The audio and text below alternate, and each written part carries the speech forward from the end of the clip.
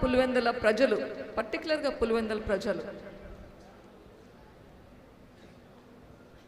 ఎప్పుడూ చూసినా వీటి గురించి ఆలోచించేవాడు.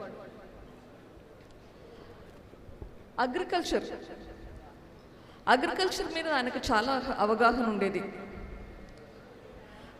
బహుశా 1989-90 ఆ ప్రాంతంలో ఒక నెల రోజులు ఆయన మనీలా వెళ్ళినాడు, ఫిలిప్పీన్స్లో. వెళ్ళి వెనక్కి వచ్చి నాకు ఆర్గానిక్ ఫార్మింగ్ గురించి నేను చెప్పేవాళ్ళు. ఈరోజు మనం ఆర్గానిక్ ఫుడ్ అనుకుంటుంటాం. ఆయన దీని గురించి 1989-90లోనే నాకు చెప్పేవాడు. అప్పట్లో వేప చెట్లు పెంచాలి, వేప చెట్లతోటి మనము హెర్బిసైడ్స్ చేసుకోవాలి, పురుగులు రాకుండా చూసుకోవాలి, మందులు వాడేది తగ్గించాలి అని అప్పటి నుంచి చెప్పేవాడు.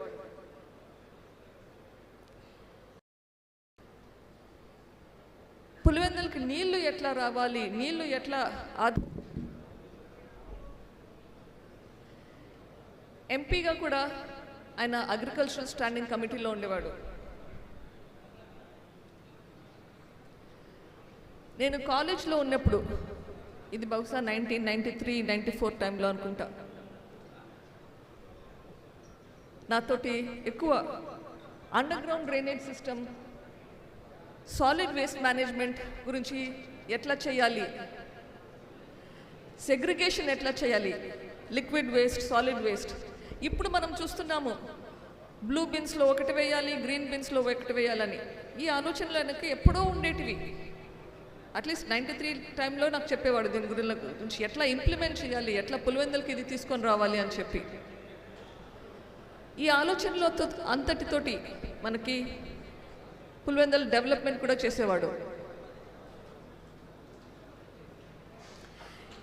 పులివెందుల ప్రజలకి, కడప ప్రజలకి ఉద్యోగాల కోసం వస్తూ ఉంటారు అని ఎప్పుడూ తపన పడేవాడు. ఎట్లా వీళ్ళ మనుషుల్ని, ప్రజల్ని స్కిల్ డెవలప్మెంట్ ఎట్లా చేయాలి అని ఆలోచించేవాడు. ఇలా ఎన్నెన్నో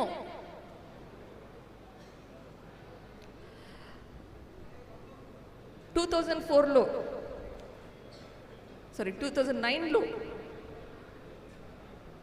జగనన్న రాజకీయాల్లో రావాలని చెప్పేసి ఆయన ఆల్మోస్ట్ రిటైర్ అవ్వడానికి రెడీగా ఉన్నాడు. ఆయన ఎప్పుడూ పులివెందుల గురించి ఆలోచించేవాడు. పులివెందుల్లో ఎట్లా ఫ్యాక్షనిజం ఉండకూడదు, ఎట్లా వయలెన్స్ ఉండకూడదు అని. మీకు కొందరికి గుర్తుండే ఉండొచ్చు, సమైక్యాంధ్ర టైంలో ఆయన ఫాస్ట్ విరమించుకున్నాక ఆ గొడవల్లో బిఎస్ఎన్ఎల్ టవర్ ఒకటి పులివెందుల్లో కాల్ చేశారు. ఆ తర్వాత ఒకరోజు ఫాస్ట్ విరమించుకున్నాక కూడా ఒకరోజు మళ్ళీ ప్రొటెస్ట్ చేశాడు. ఎందుకు? ఆ బిఎస్ఎన్ఎల్ టవర్ ఎవరైతే డిస్ట్రాయ్ చేశారో వాళ్ళని అరెస్ట్ చేయాలని చెప్పి. ఫ్యాక్షన్స్ కానీ, వైలెన్స్ కానీ ఎంత తగ్గించాలి, ఎట్లా తగ్గించాలి అని తాపత్రయపడేవాడు. నేను అమెరికాలో ఉన్నప్పుడు కూడా ఎప్పుడన్నా వస్తే కష్టపడి ఒప్పించి 3 వారాల కన్నా టికెట్లు తీసుకుంటాను, వచ్చి నాతో ఉంటాడు అని చెప్పి. కానీ ఎప్పుడు వస్తాడు, వారం 10 రోజులకంతా రిటర్న్ చేసేసుకుంటాడు, మళ్ళీ టికెట్ మార్చుకొని వెనక్కి వచ్చేస్తాడు. ఇక్కడ ప్రజల్ని వదిలి ఉండలేకుండా ఉండేవాడు. అట్లా వస్తాడా? అప్పట్లో చెన్నై ఎయిర్పోర్ట్లో దిగేవాళ్ళు. చెన్నైలో ఇండ్లు ఉన్నా ఇంటికి కూడా పోయేవాడు కాదు. నేరుగా రాత్రికి రాత్రి ప్రయాణమయ్యి ఊరికి వచ్చేవాడు పులివెందులకి. కానీ ఒక్కసారి మాత్రమే 3 నెలలు నాతో ఉన్నాడు. అది ఎందుకు? నా కొడుకుకి ఆరోగ్యం బాగలేకుంటే బాబును చూసుకునేదానికని చెప్పి 3 నెలలు ఉండేవాడు. ఎంతసేపు బాబు పక్కనే ఉండి బాబు చనిపోయినప్పుడు చాలా చాలా బాధపడ్డాడు. ఆ టైంలో అమ్మ నాన్న పడే బాధ చూడలేక మేము డిసైడ్ చేసుకున్నాం ఇండియాకి వచ్చేయాలి అని చెప్పి.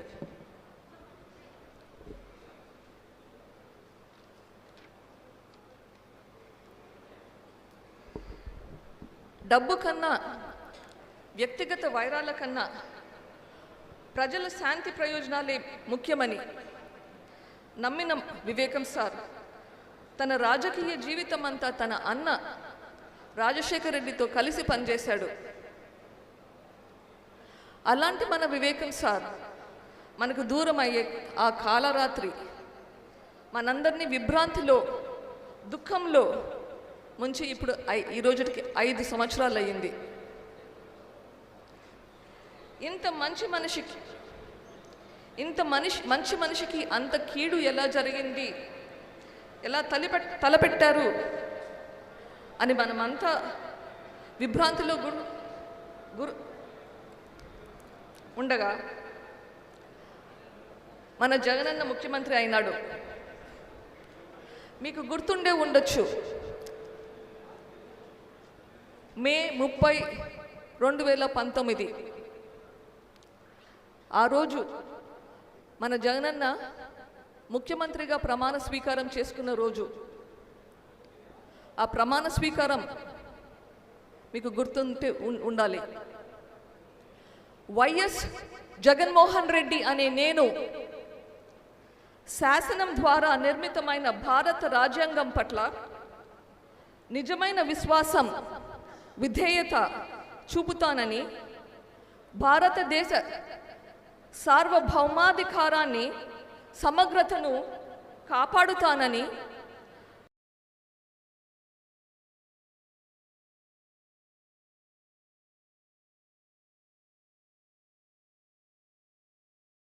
ఆంధ్రప్రదేశ్ రాష్ట్ర ముఖ్యమంత్రిగా నా కర్తవ్యాలను రాగద్వేషాలు కానీ లేకుండా రాజ్యాంగాన్ని, శాసనాలను అనుసరించి ప్రజలందరికీ న్యాయం చేకూరుస్తానని దైవ సాక్షిగా ప్రమాణం చేస్తున్నాను.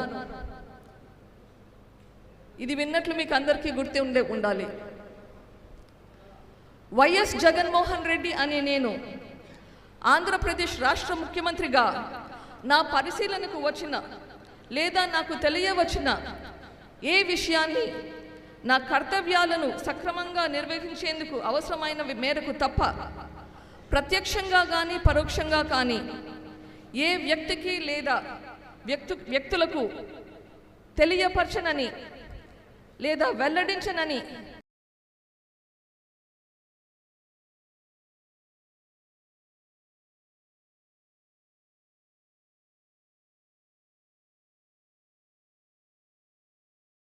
ఈ ప్రమాణం మనం చూసి మనమందరము మంత్రముగ్ధులమయ్యాము.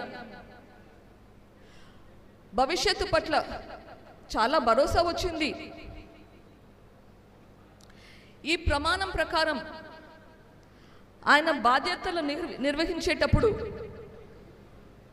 రాగద్వేషాలు ఉండకూడదు, అంతఃకరణ శుద్ధితో చేయాలి. పనులు చేసేటప్పుడు మనం అంతఃకరణ శుద్ధితో చేయాలి అని ప్రమాణం చేసిన అతను ఒక ప్రశ్న అడుగుతున్నాను. అంతఃకరణ శుద్ధి అంటే అర్థం తెలుసా? హృదయం శుద్ధిగా ఉండాలి. హృదయం శుద్ధి పెట్టుకొని పనులు చేసుకోవడం అవసరం. హృదయం శుద్ధిగా ఉంటేనే ఆ తర్వాత మిగిలినవి వస్తాయి. భయం, పక్షపాతం, రాగద్వేషాలు ఇవన్నీ ఉండకూడదు అంటే మనకు హృదయం శుద్ధిగా ఉండాలి. పరిపాలకుడిగా ముఖ్యమంత్రి పదవిలో ఉండగా మీ చిన్నాన్నను అతి దారుణంగా, అతి కిరాతకంగా, క్రూరంగా చంపిన వారిని వీళ్లకు శిక్ష పడేలా చేసే బాధ్యత ముఖ్యమంత్రిగా మీకుంది. ఇప్పటి వరకు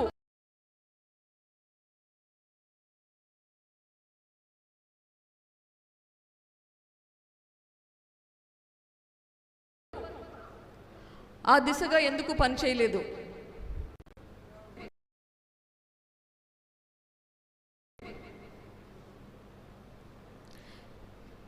ముఖ్యమంత్రిగా మీరు ప్రమాణ స్వీకారం చేసినారు. మరి ఎందుకు ఆ ప్రమాణం మీరు నిలబెట్టుకోలేకున్నారు?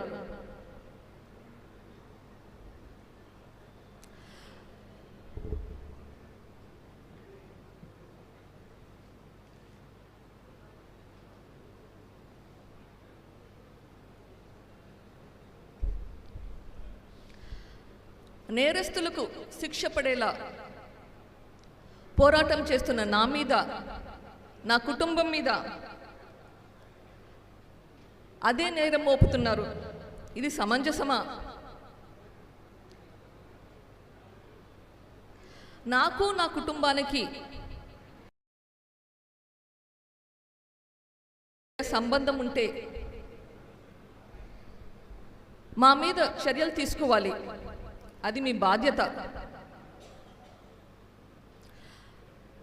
నేను కానీ నా కుటుంబం కానీ ఇది చేసింటే మమ్మల్ని అరెస్ట్ ఎందుకు చేయలేదు?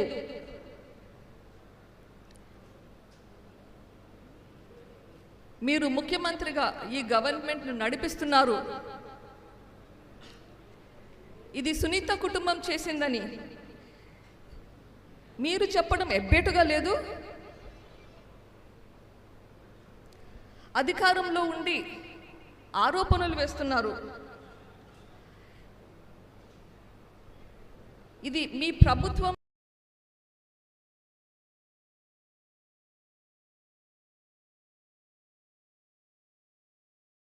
మీద, మీ మీద మీరు చెయ్యలేని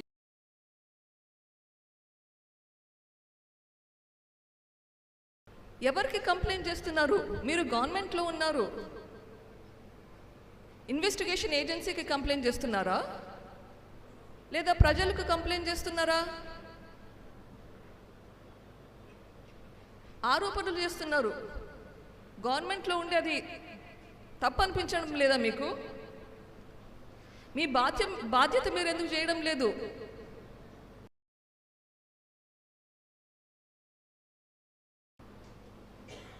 నేనైనా కానీ నా కుటుంబమైనా కానీ ఇది law and order issue.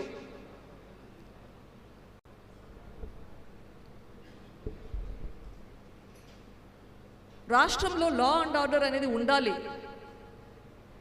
Law and ఆర్డర్కి పక్షపాతి ధోరణి ఉండకూడదు.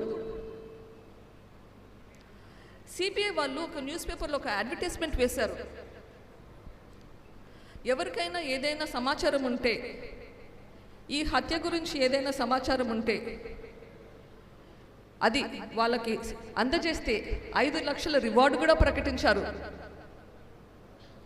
మేమే చంపినాము అని మీ దగ్గర ఏదైనా ఇన్ఫర్మేషన్ ఉంటే అది సిబిఐ వాళ్ళకి ఇస్తే ఒక 5 లక్షల రివార్డు కూడా మీకు వస్తుంది. మరి ఎందుకు అది వాళ్ళకి ఇవ్వట్లేదు? ముఖ్యమంత్రిగా బాధ్యత మీకు లేదు? మీ బాధ్యత మీరు చేయకుండా ఎంతసేపు కెమెరాల ముందు వచ్చి మా మీద నిందలు మోపడం, ఇట్లా ఎందుకు చేస్తున్నారు? ఈ రాష్ట్రాన్ని మీరు పరిపాలిస్తున్నారు.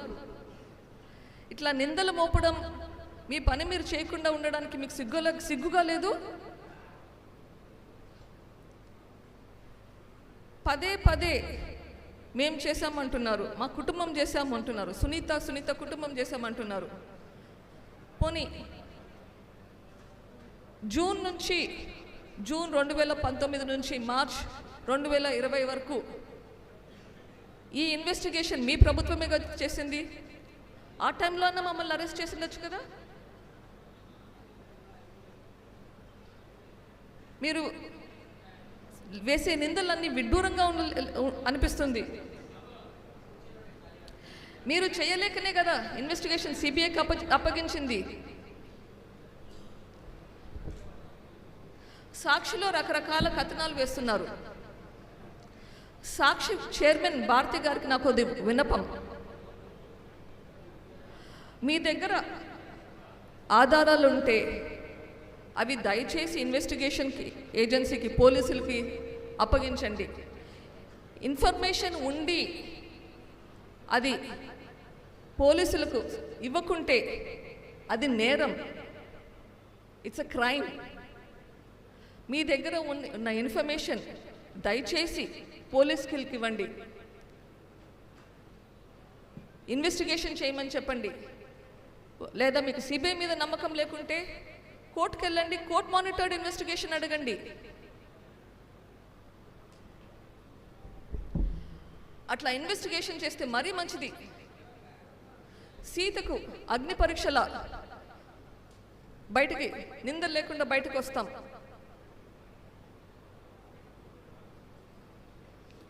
కడిగిన ముత్యంలాగా బయటకు వస్తాం. వైఎస్ వివేకానంద రెడ్డి గారు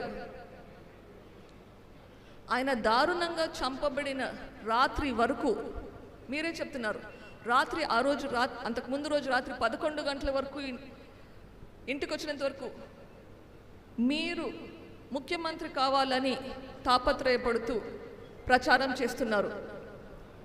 ఇది మీరు కూడా ఒప్పుకున్న మాటే, మీరు అనే మాటే, పదే పదే అంటుంటారు. మరి మీకోసం అంత కష్టపడిన మనిషి మీద అంత దారుణంగా హత్య చేస్తే ఆ హత్య వెనుక ఉండే కుట్రకోణాలన్నీ బయటకు తీయాల్సిన బాధ్యత మీకు లేదా? ఇంకా ఎక్కువ ఉండాలి. మీకోసం ఎన్ని త్యాగాలు చేశాడు ఆయన. ఆయన పదవి కూడా త్యాగం చేశాడు కదా. మరి ఆ మహానుభావుని మర్చిపోయారా? ఆయన చనిపోయాక ఒక్కసారైనా ఆయన జయంతికి కానీ ఆయన వర్ధంతికి కానీ ఆయన సమాధుల దగ్గరికి వచ్చారా?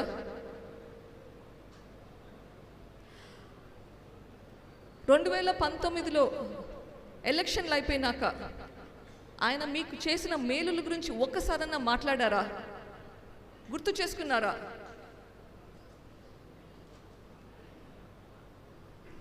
అన్నం పెట్టిన చేతిని నరకడమే కాకుండా ఆ నైరాన్ని ఆయన కుటుంబ సభ్యుల మీదకే నెట్టడం, ఆ కుటుంబాన్ని అడుగడుగునా వేధించడం, వారి వ్యక్తిగత మీద బురద చల్లడం మనం చూస్తున్నాం. రాజకీయం అంటే ప్రజలకు మంచి చేయడం కోసమే అనేలా బ్రతికిన వివేకానందను చూసాం. ఇప్పుడు ప్రజాశ్రేయస్సు అనే మాటకు అర్థం తెలియని రాక్షస నాయకులను చూస్తున్నాం.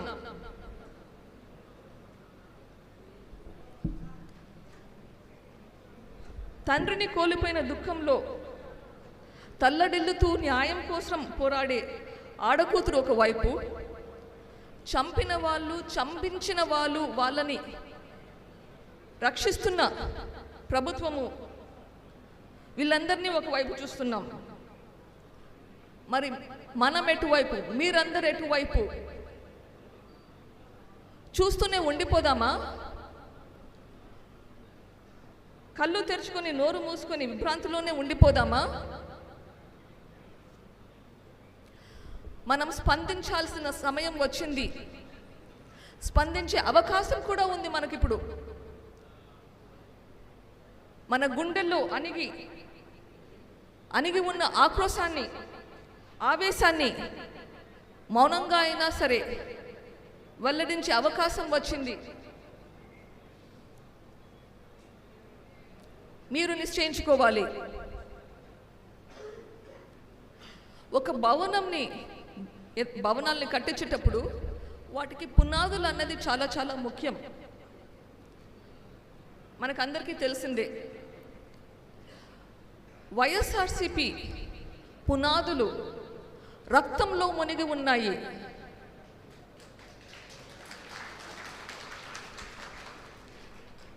వివేకానంద రెడ్డి గారి రక్తం, కోడికత్తి శ్రీను గారి రక్తం,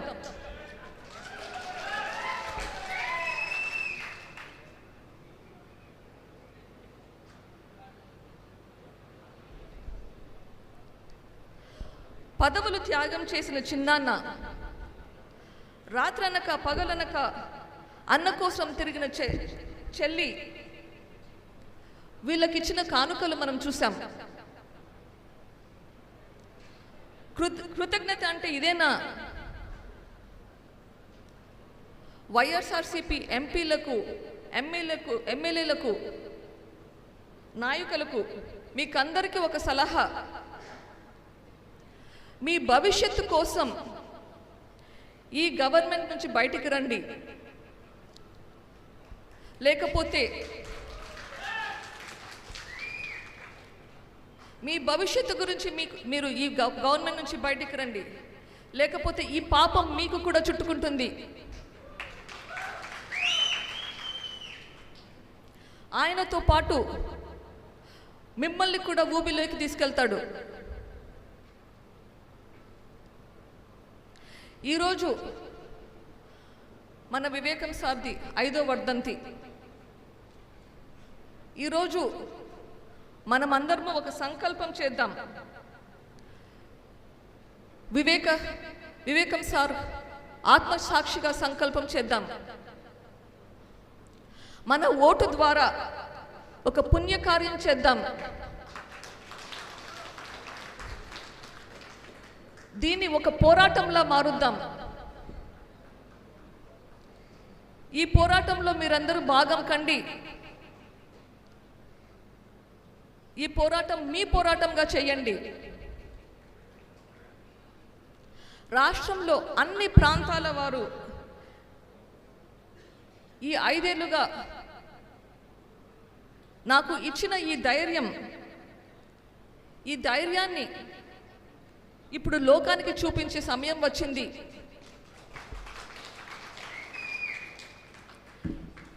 ఈ ధైర్యాన్ని మన ఓటు ద్వారా వివేకం సార్ను చంపిన వాళ్లకు చూపిద్దాం.